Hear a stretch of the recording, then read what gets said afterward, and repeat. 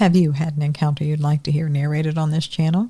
Well, if so, get busy and send me an email. Give me all the details. Don't leave anything out. You can send your email directly to me at contact@buckeyebigfoot.com. Hi there. I'm glad you could join us tonight for another journey down into Sasquatch Valley. The horses are outside waiting. All you need to do is grab your snackage and a drink and go get settled up in the saddle. And we're going to get this Sasquatch party started. Are you ready? Yeah, I know you are. The horses are. I am too. So let's go.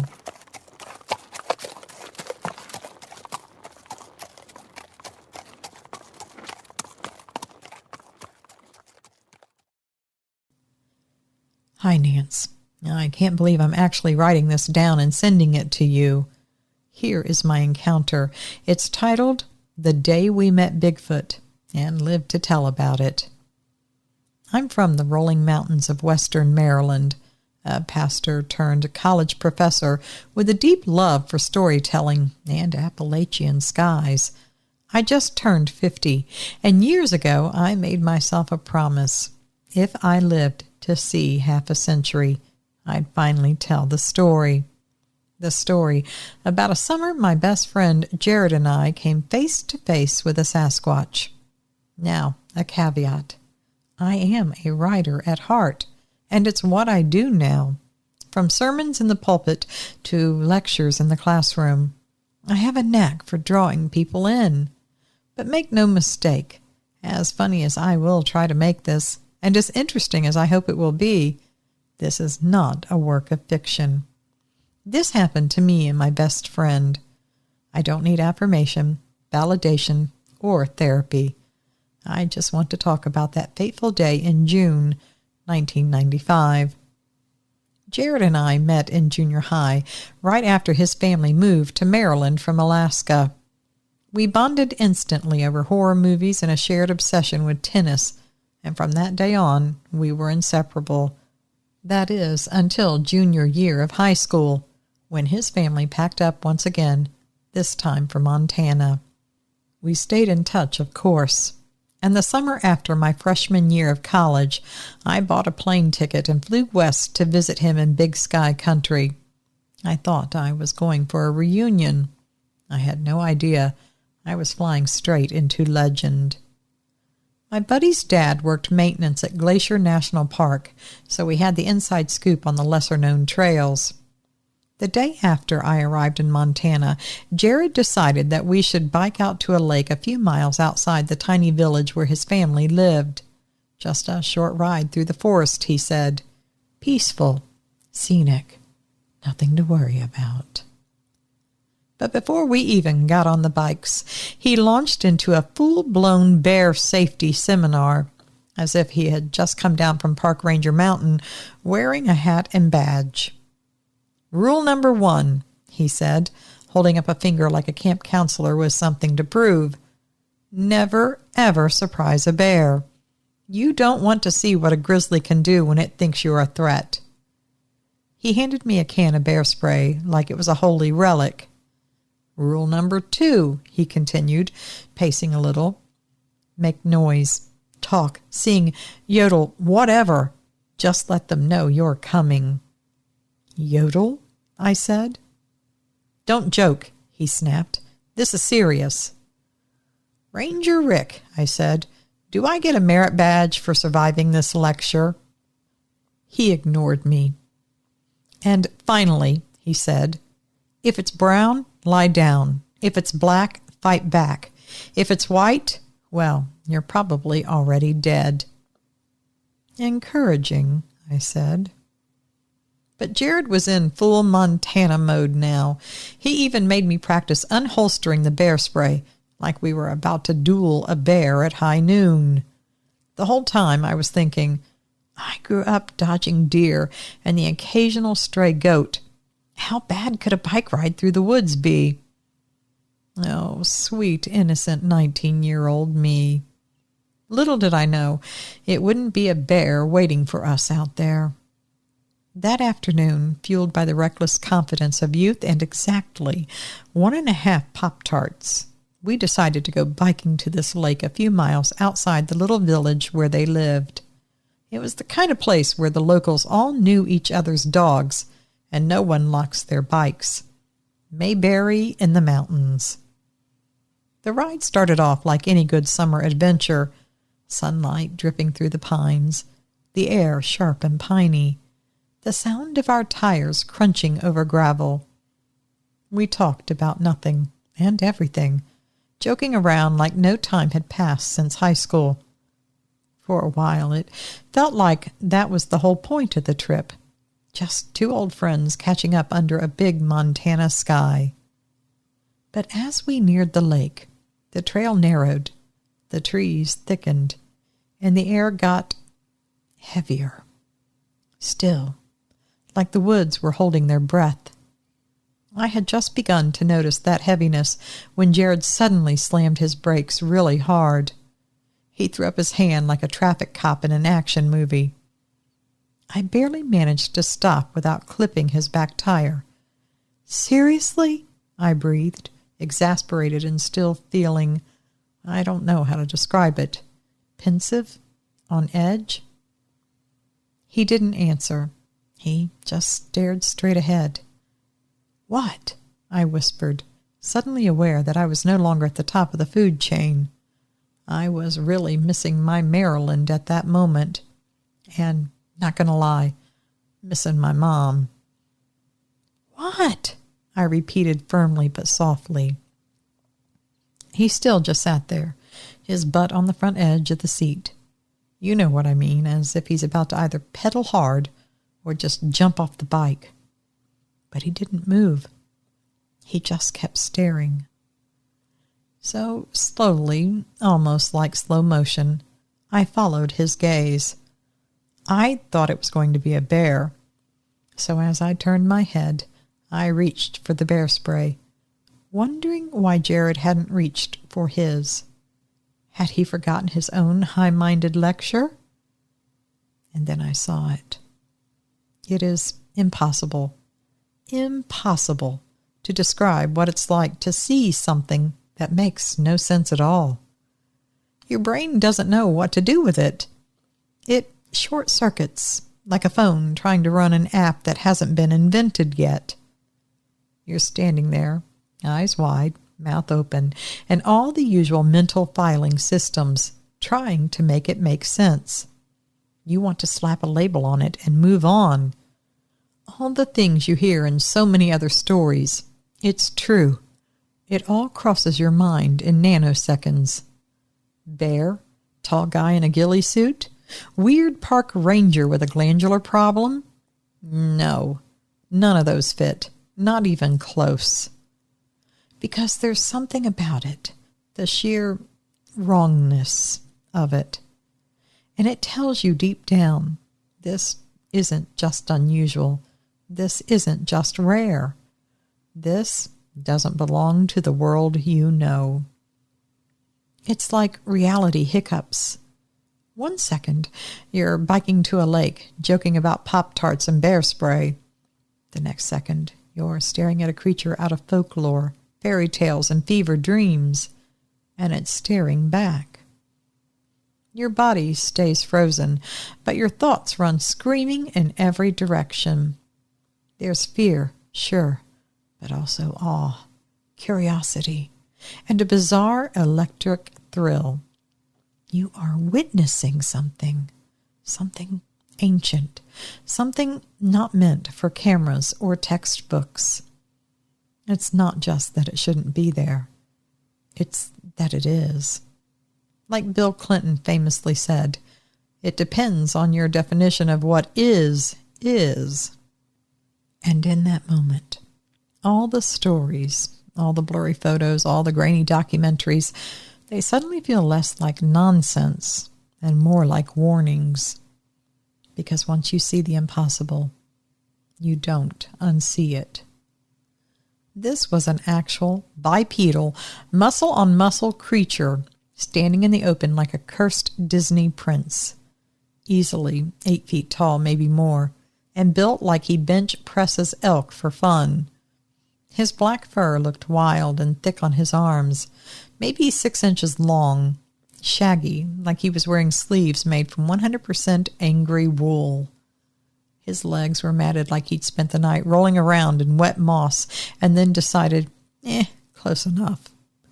But the rest of him, the torso, the shoulders, even his face, that fur was short, smooth, like a well-loved golden retriever that had somehow wandered into a horror movie.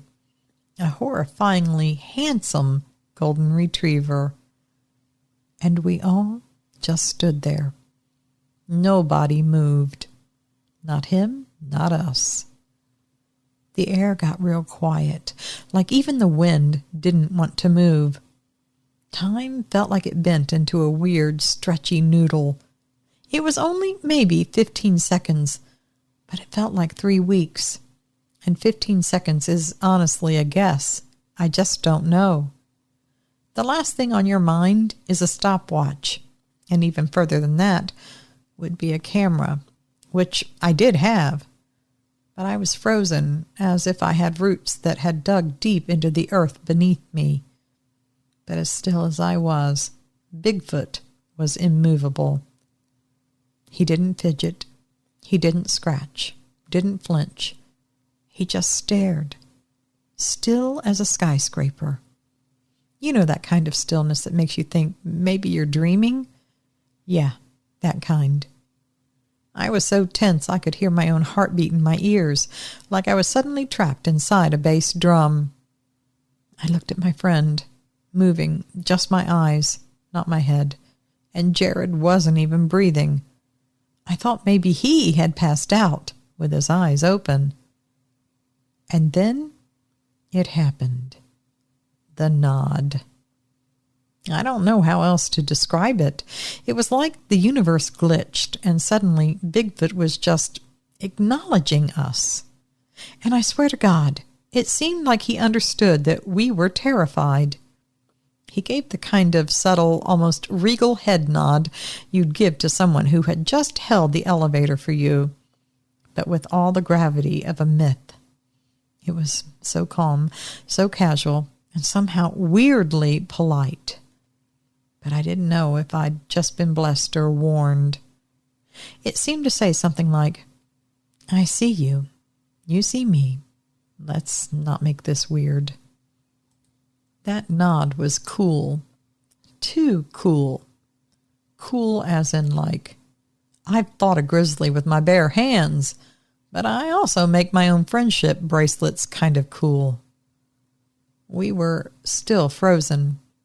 No words, just us, our bikes, and a fur-covered legend that looked like he could flick us into orbit. And then, out of nowhere, we hear it. To his left, deeper in the woods, a sound. Not a growl, not a roar, not even a bird. A squeak, a high-pitched, super loud, almost comically out of place squeak, like someone stepped on a dog toy. I swear on all of my snackage, I have never heard anything like it in my life. It was so unnatural in that moment, so wrong-sounding. It was like a squeaky toy got possessed. And I lost it. I screamed, like a full-volume horror movie, Jamie Lee Curtis and Halloween kind of scream. And yep, as I screamed, I pissed my pants. Not proud, but not ashamed either. Because when you're staring down a massive, unblinking forest god, and a haunted squeak echoes out of the void next to him, your body just makes some executive decisions.